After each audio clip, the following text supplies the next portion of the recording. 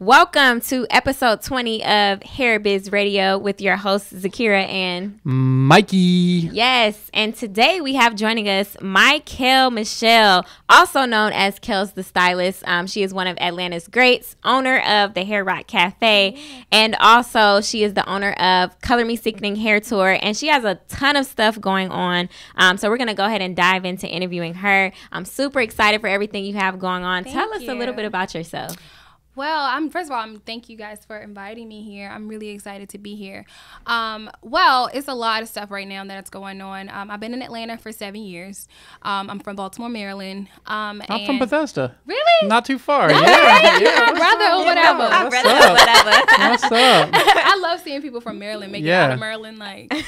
Yeah, it's like a Maryland thing. Mm-hmm. Yeah. But anyway, I've been here for 7 years, and I have now the Hair Rock Cafe. The salon will be open in August, 6 years. Oh, congratulations. 6 years. 6 years. That is a long time. Yeah, you made it over that hump. Yeah, You're not going anywhere now. Yeah. No, I ain't going nowhere. We're going to get into the salon. I'm actually in the process of renovating it too. So yeah, we can definitely talk about that later. Yeah. So definitely have my salon. I just now launched my own flat iron line, and it's called Hair That Rocks. So I have my, and of course it's pink like my hair. Your hair looks good. Thank you. It looks good. Thank you. And then I teach color. So I go to different cities and I teach color, and I call it the Color Me Sickening Tour. And on the Color Me Sickening Tour, I just teach people just how to actually be more knowledgeable of color, how to actually perform color services the right way, professional way.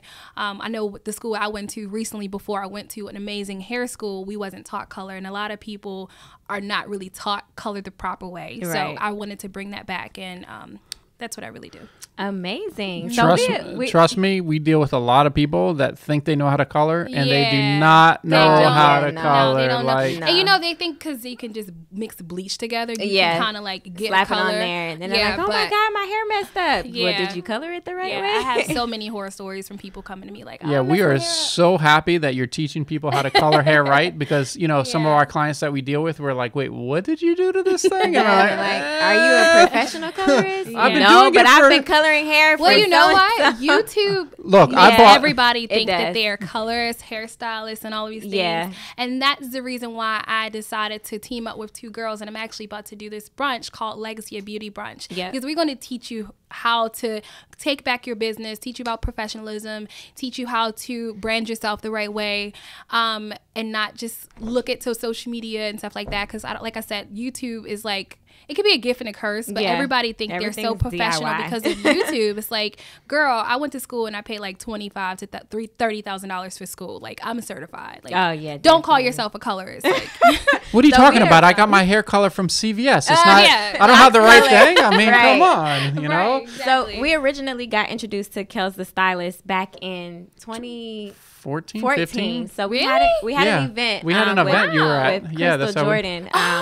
The founder of Enchanted PR. She didn't even tell me that. You know, Crystal always high note, and she got so much info. She can't just give you all of it. Yeah, she do. She be scoping things out. She be trying to see if like you legit, and then like, okay, I can tell a little bit. Yeah, there you go. So we had her here for the Best in Beauty of Atlanta, and we've watched her story and watched you grow. So we're super happy for everything you have going on. Let's kind of get back to the basics. Talk about how you got started with hair. Like, what was that?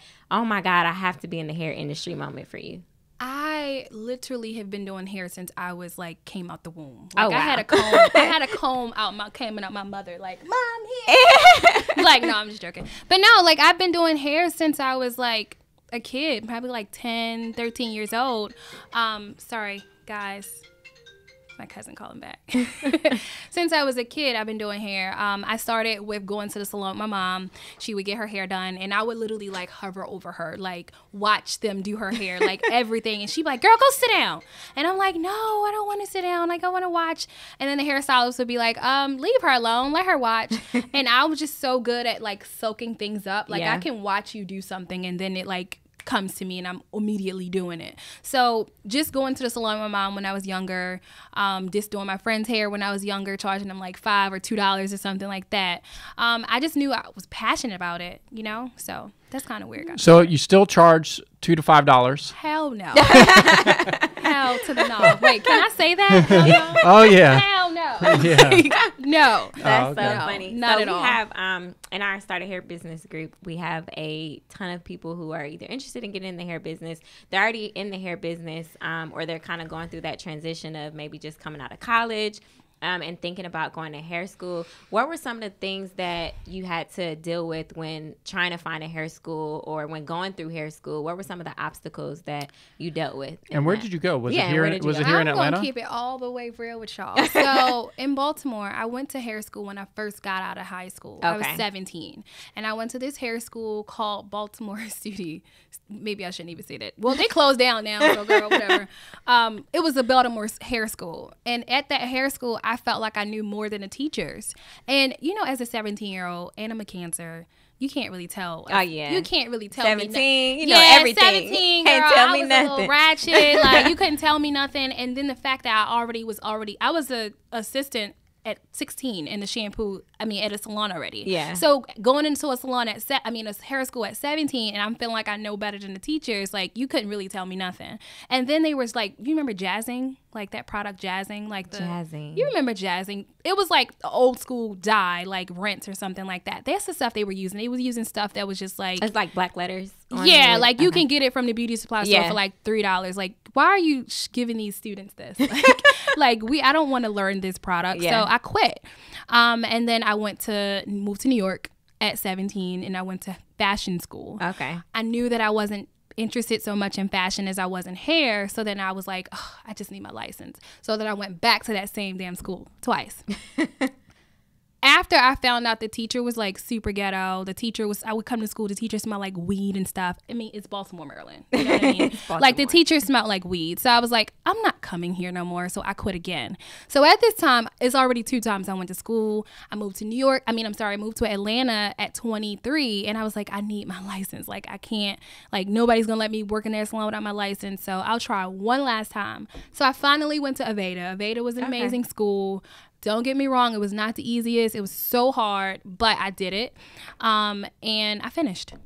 That's good. That's good. Yeah. So you learned a bulk of the coloring. I learned a bulk of coloring. Like, I already was really good at sew-ins and really good at natural hair.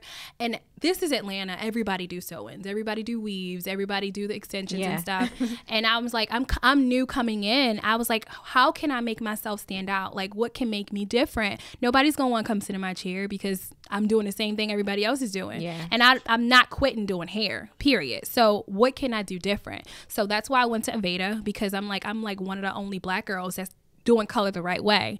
And you know, us Black girls, we're scared to go in color. Like, we scared to go let a person color our hair because we think our hair gonna fall out. And that's because we're not really educated on it. So that's why I went to Aveda, and I learned from Aveda, and now I'm sickening. Oh yeah. And doing color.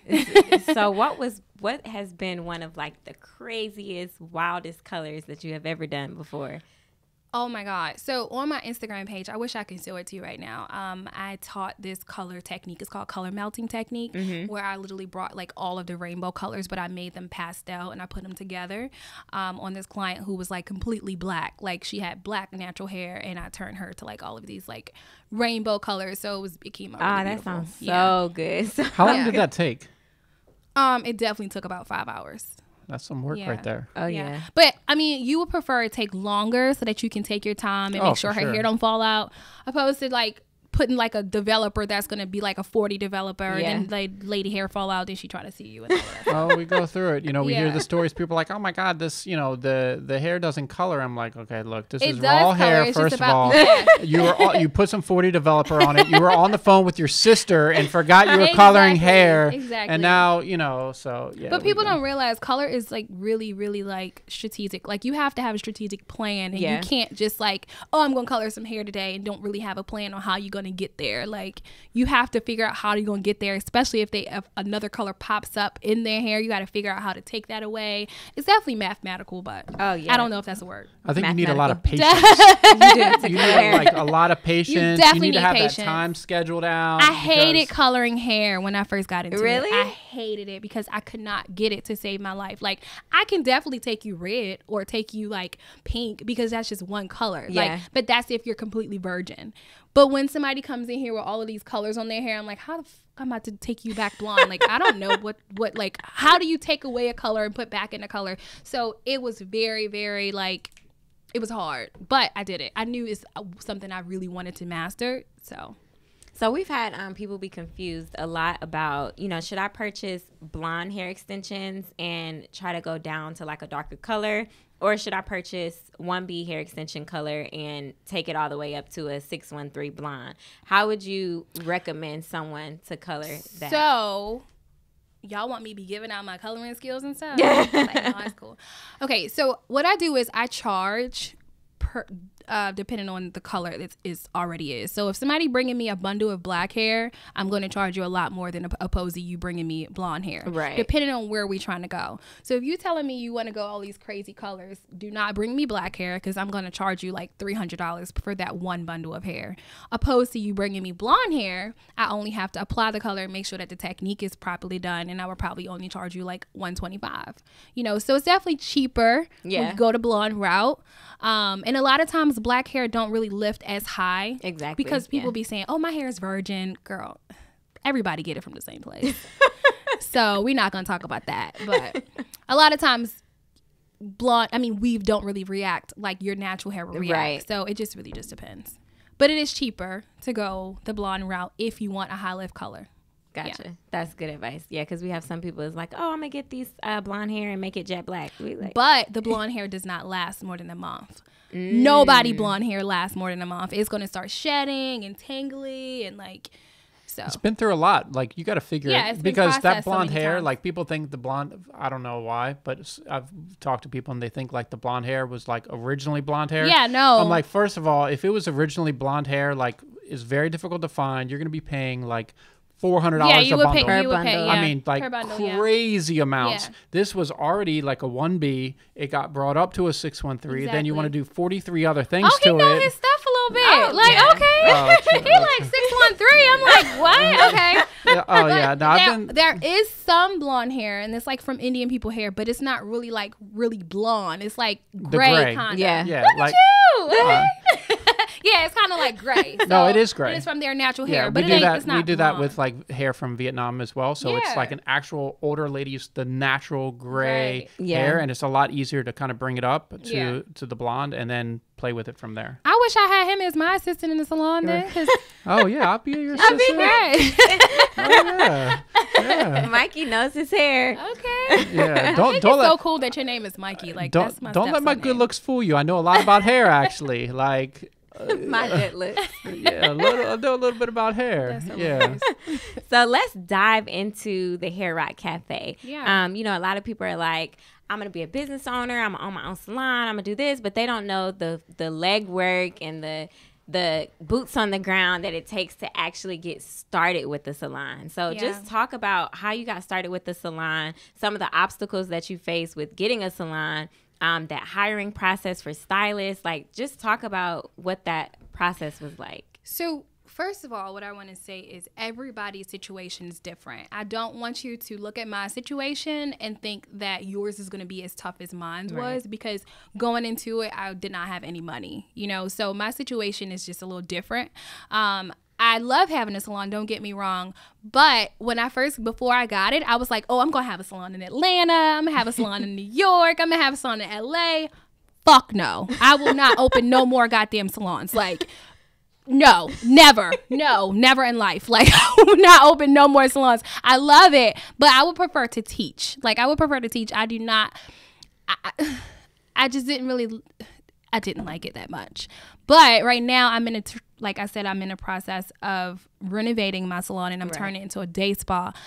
Atlanta is the thing now. Everybody want to own their own business. Like, everybody want to have suites and stuff like that. So you kind of got to ride the wave and like go with it turns, and I'm turning my salon to suites. That way you can make money. Nobody really wants to be under somebody. They don't want to pay them commission, but they need to know that that's where you need to start. Yeah. Like, you can't start up here. Like, you can't. Like, and I wish people stop thinking they can.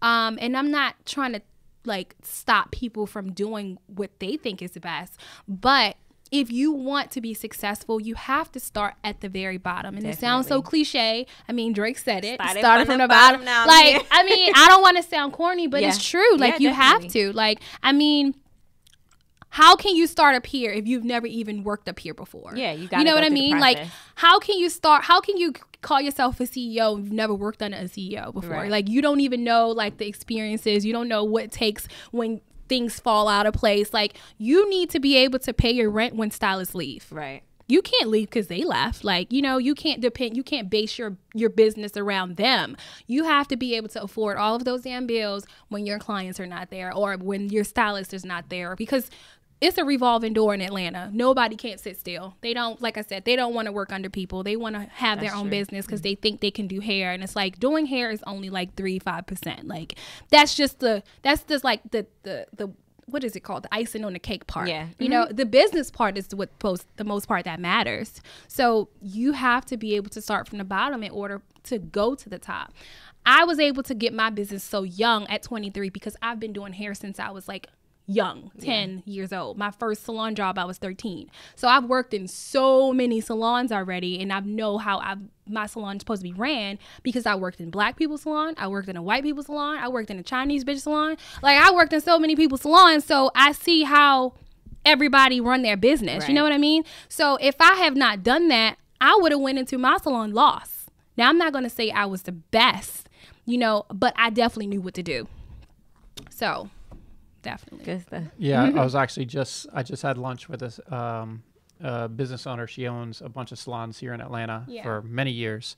And her worst nightmare is basically exactly what you talked about. Yeah. She's like, Mikey, I am so done dealing with these stylists. It's like, because they think they know everything, and you try to teach them, and it's like they don't want to learn. It's like they don't want to learn until they actually get fucked up, like until they actually fall into a hole. Now, I do feel like people need to learn from their own mistakes, but if somebody can teach you, you know what I mean, in the beginning, then take it. Like, take the advice. Definitely. Like, don't be so big-headed from these followers on social media. Like, bruh, that's not enough. You know what I'm saying? Like, take the advice from people. Get a mentor. Like, work as an assistant. Like, that don't mean you're belittling yourself. That don't mean you are, like, lower. It just means you need to work for people who are bigger than you. Definitely. I mean, shit, I haven't been an assistant since I was like 23, but I just got a job. I'm actually changing my brand up a little bit, and I'm doing some stuff, and I actually got a position to be an assistant for an Aveda commercial, which is a big commercial that they're producing soon, and I just did it in New York, and I got paid for 2 days.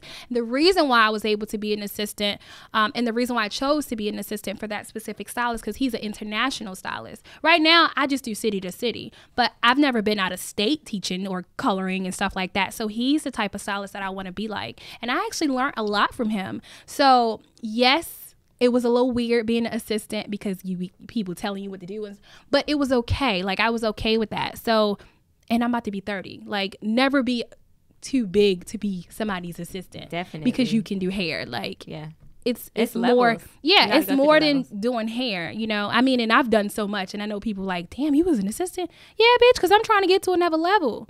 You know what I mean? So, sorry, that's good. So yeah, no, you're fine. So you have the Color Sickening tour. Color Me Sickening. Color Me Sickening tour. So how long have you been doing that, and what got you started doing that, and what is that like, traveling and doing the tour? I love it, but I've been doing classes before it became popular. Like, I have been teaching the Color Me Sickening tour now for like 4 years now. Yes. Yeah, like, it's like definitely like 4 years now, maybe 5 now, like around that time frame. But my first thing, it wasn't color. I was teaching weaves. Like, I was teaching, it was like the Mychael Michelle boot camp. So that was, you self-taught yourself how to do sew-ins and quick weaves? And I definitely self-taught, but I can't say that I didn't learn from other people. Gotcha. Like, because like I said, I worked in so many different salons, and I would watch them, and everybody techniques like are so great, so you can kind of make it your own thing. So I definitely like learned from so many people like that I've worked with in the past. But Color Me Sickening tour, I love it. Like, I love it. I never thought that I could like teaching because my patience is none. Like, I really have no patience. Maybe because I'm getting older, I'm learning patience more, but my patience is not really that good. So I didn't think that I would be good at teaching, but I'm so great at teaching, like so great at teaching. And I just break it down for them like the right way.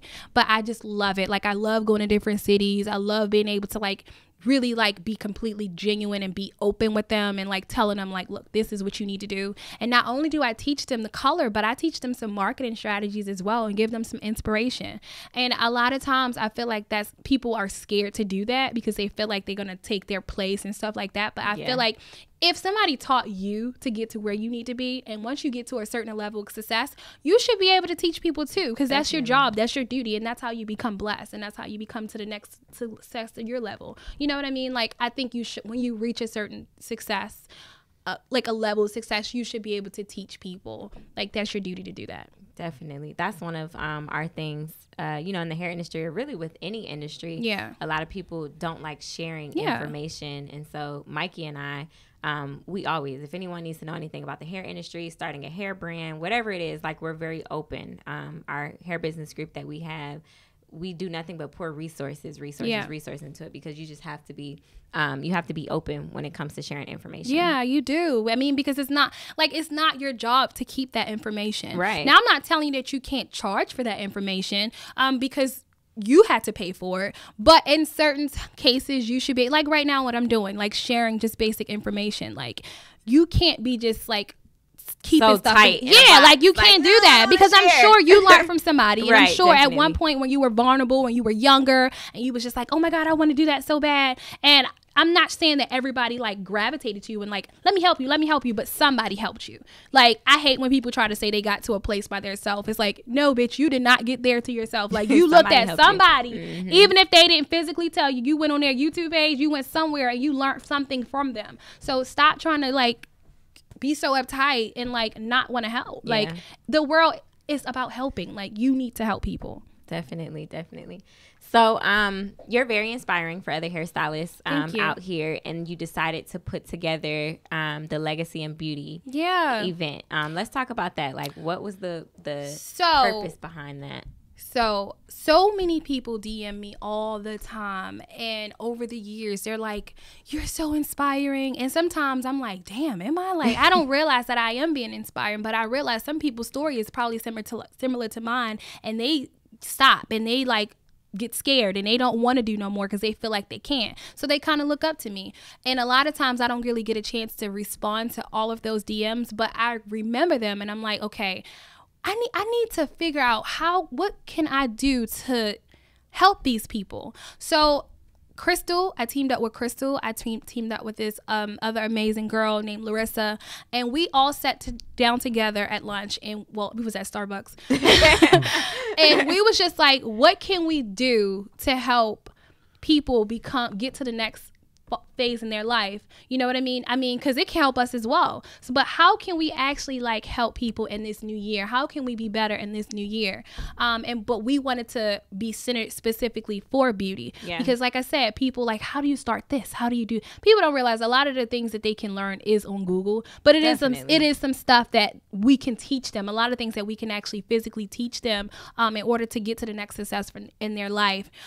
So that's why we came up with Legacy of Beauty, and it's called Legacy of Beauty Empowerment Brunch. And at this brunch, we created an amazing panel of different women who are very successful now, who's going to actually sit down and like talk about their life stories and how they got started and the sacrifices they had to make, because people don't realize that you got to take sacrifice. I mean, shit, I was a school full-time student, full-time in school, full-time job, and work waitressing.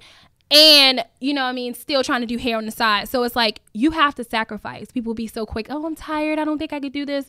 Well, bitch, you don't want to be an entrepreneur then. Like, if you, like, stop. It's like everything's like, people think it's glitz and glamour. Yeah, like they don't. I'm an entrepreneur now. Yeah. Let's go. And it's like, no. Yeah, so I want people to come to this event. If you are that girl who really want to take your business to the next level, like, humble yourself down a little bit. Come to our event so that we can help you, so that we can actually build some either confidence on you and confidence in you, build some empowerment, help you with empowerment, just help you take your business to the next level, your brand to the next level. And then not only that, we're actually giving them the opportunity to bring their products in so it can get into other people's hands. So if you just was working on this candle line or something, or your perfume line, or this skin can line, and you don't know who to get it to, but we're actually going to give you the opportunity to put your products in 150 women's hands for free.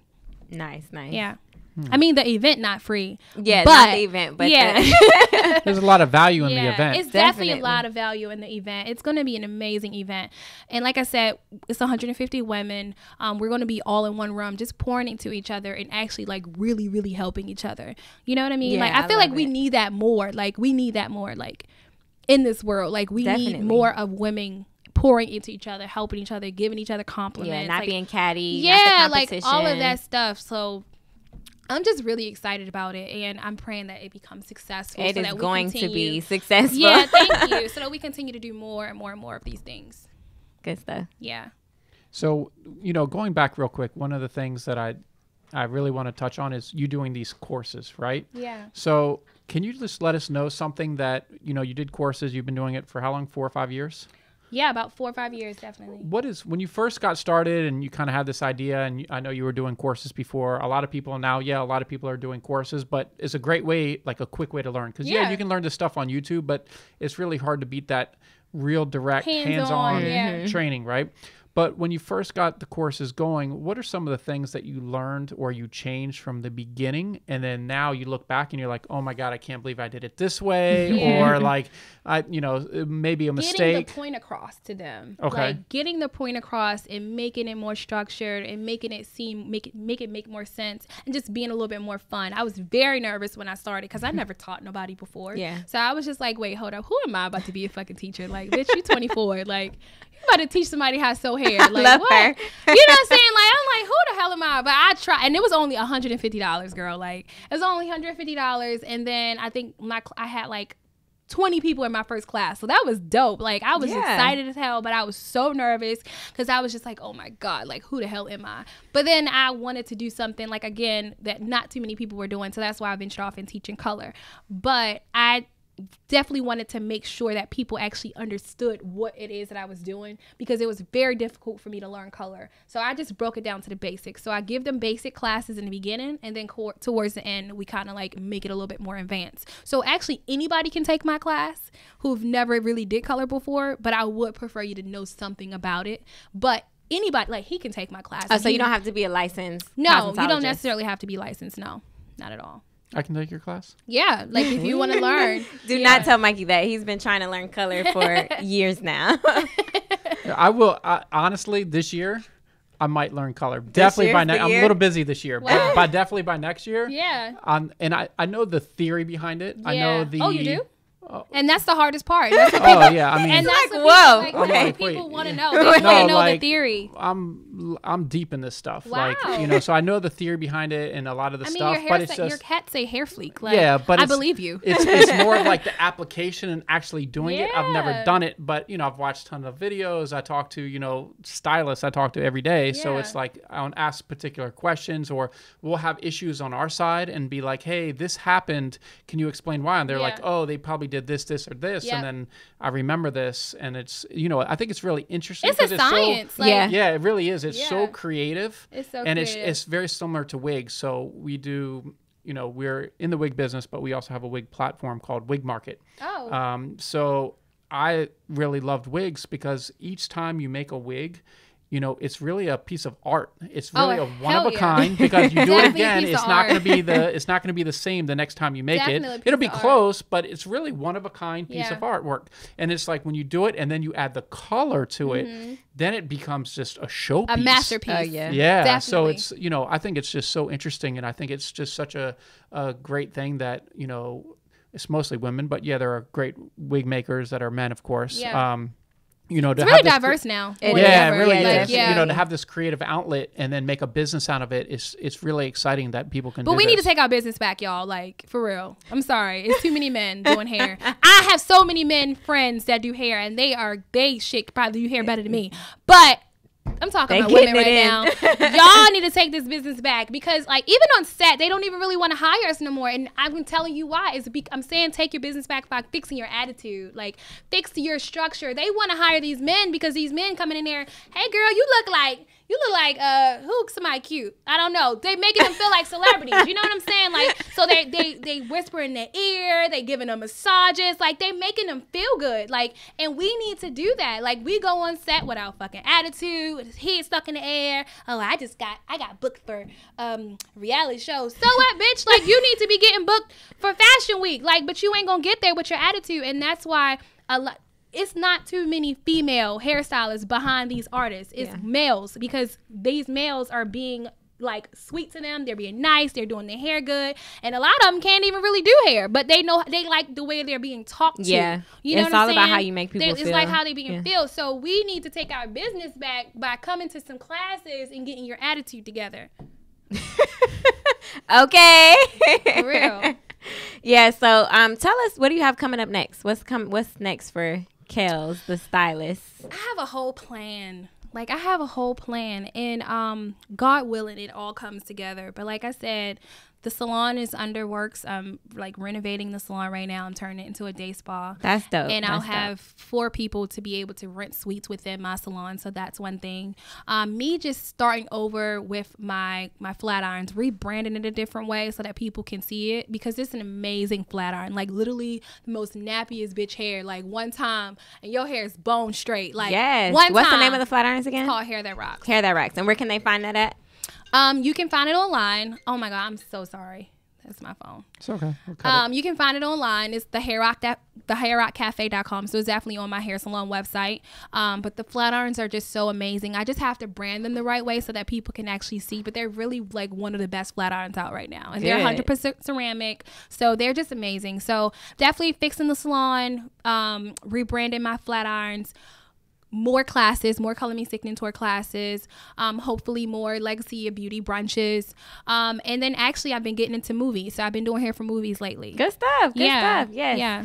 So what's one piece of advice that you can give someone that's either interested in getting into the hair industry or someone that's been in the hair industry and they're kind of like, oh my God, this is so stressful, I'm ready to just quit? What's that one piece of advice? Though, and it's okay. It's going to be stressful. It's going to be hard, but that's okay. But you'll appreciate those things once you push through. I mean, shit, I was homeless. Like, I was so homeless, and I was homeless as fuck.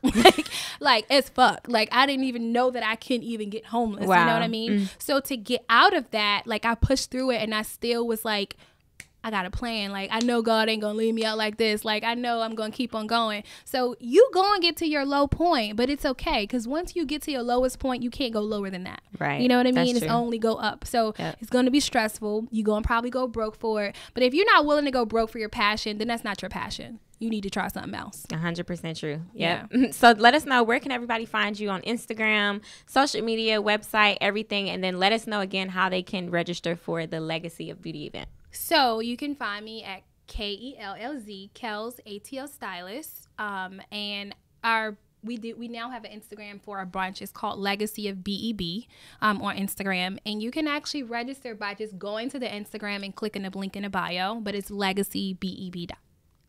Yeah. That's awesome. Awesome. Thank you so much, Kellz, for joining us. I know this was so much fun. I love her. And we'll put we'll put the all her information and links to everything in the show notes. So you can go to hairbizradio.com, episode 20, and find all that in the show notes. Of course, make sure you subscribe to us on iTunes and Stitcher Radio. And what else, Z? Yeah, so thanks so much, Kellz, for joining us. Like Mikey said, make sure you subscribe. Yeah. And stay tuned for episode 21 coming up next. This is dope. Cool. Thank you. That was so good. That's so cool. Thank you.